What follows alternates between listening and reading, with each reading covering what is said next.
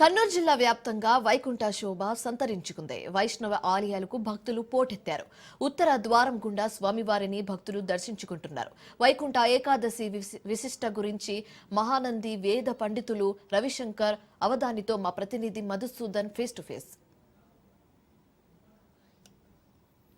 వైకుంఠ ఏకాదశి సందర్భంగా ఉమ్మడి కర్నూలు జిల్లాలో ఆలయాలన్నీ పోటెత్తాయి.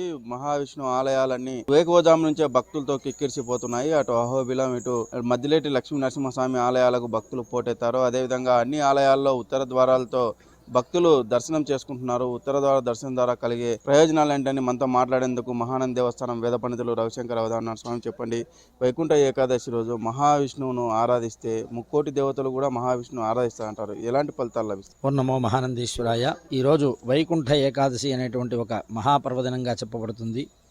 అంటే మనకి దక్షిణాయన పుణ్యకాలమంతా కూడా దేవతలకి రాత్రి కాలంగాను, ఉత్తరాయణ పుణ్యకాలమంతా కూడా పగటి కాలంగా చెప్పబడుతుంది. కాబట్టి ఏదైతే మనం ఆషాఢ మాసంలో వచ్చేటువంటి తొలి ఏకాదశి రోజున శయనంలోకి వెళ్ళినటువంటి ఆ యొక్క మహావిష్ణువు ఈరోజు లేస్తాడు కాబట్టి ఉత్థాన ఏకాదశిని కూడా అంటారు.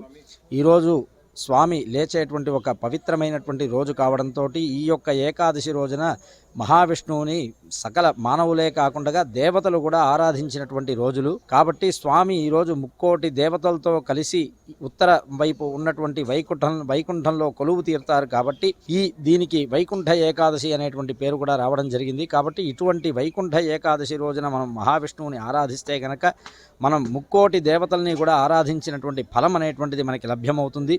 అట్లాగే ప్రధానంగా ఈ యొక్క మాసాన్ని ధనుర్మాసం అని చెప్పడం జరుగుతుంది. ధనుస్సు అంటే గనక గురువుకి సంబంధించినటువంటి మాసము.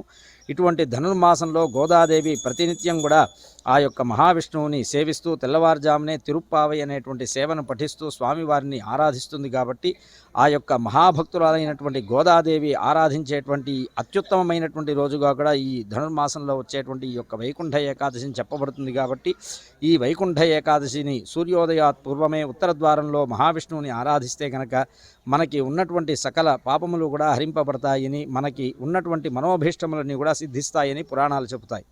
పురాణాల ప్రకారం ఈ స్వామివారు ఉత్తర ద్వారంలో ఉండేందుకు గల కారణాలు ఏంటి? మనకి సాధారణంగా మనకి భూలోకం, భువర్లోకం అనేటువంటి సప్త లోకాలు అనేటువంటి ఉంటాయి. అందులో వైకుంఠ లోకం అనేటువంటిది ఉత్తరం వైపు ఉంటుంది. కాబట్టి అటువంటి ఉత్తరం వైపు ఉండేటువంటి వైకుంఠంలో ముక్కోటి దేవతలు కేవలం ఈరోజు మాత్రమే మహావిష్ణువుని చూస్తారు. కాబట్టి ఈ వైకుంఠ ఏకాదశికి అంతగా ప్రాధాన్యత అనేటువంటిది మనకి చెప్పబడుతుంది. సాధారణంగా ఏకాదశి అనేటువంటిదే ఒక గొప్ప పర్వదినం. ప్రతిసారి వచ్చేటువంటి ఏకాదశి ప్రతి మాసంలో, అటువంటిది ధనుర్మాసంలో మార్గశిర మాసంలో వచ్చేటువంటి ఈ యొక్క ఏకాదశి అనేటువంటిది ఉత్తర ద్వారంలో మహావిష్ణువు వేయించేయడం జరుగుతుంది. కాబట్టి ఎందుకంటే ఇది వైకుంఠ స్థానంగా చెప్పబడుతుంది. కాబట్టి అటువంటి వైకుంఠ స్థానంలో దేవతలతో పాటుగా మనం కూడా మహావిష్ణువుని ఆరాధించడం అనేటువంటిది ఉత్తమమైనటువంటిది. ఏదైతే మహావిష్ణువును ఉత్తర ద్వారం ద్వారా వైకుంఠ ఏకాదశి రోజు దర్శనం చేస్తే పుణ్యఫలాలు లభిస్తాయంటారు. ముక్కోటి దేవతలు కూడా విష్ణుమూర్తిని ఈరోజు పూజిస్తారని కూడా చెప్తున్న పరిస్థితి అయితే నెలకొంది. అదేవిధంగా ద్వాదశ జ్యోతిర్లింగ క్షేత్రం, అష్టాశక్తిపీఠమైనటువంటి శ్రీశైల మహాక్షేత్రంలో ముక్కోటి ఏకాదశి రోజు గ్రామోత్సవం నిర్వహిస్తారు. వేకువజాము నుంచే ప్రత్యేక పూజలు నిర్వహించి ఉత్తర ద్వారంలో రావణ వాహనం పైన స్వామి అమ్మవార్లను ఆశీర్వదన చేసి గ్రామోత్సవం కూడా నిర్వహిస్తున్నారు. ముక్కోటి ఏకాదశి రోజు కర్నూలు జిల్లా మొత్తం భక్తులతో కిక్కిరిసిపోతూ ఉందని చెప్పవచ్చు. ఆలయాలకు భక్తులు ఏకువజాము నుంచే పోటెత్తారు. వీడియో జర్నలిస్ట్ శివశంకర్తో మధు, రాజ్ న్యూస్, కర్నూలు జిల్లా.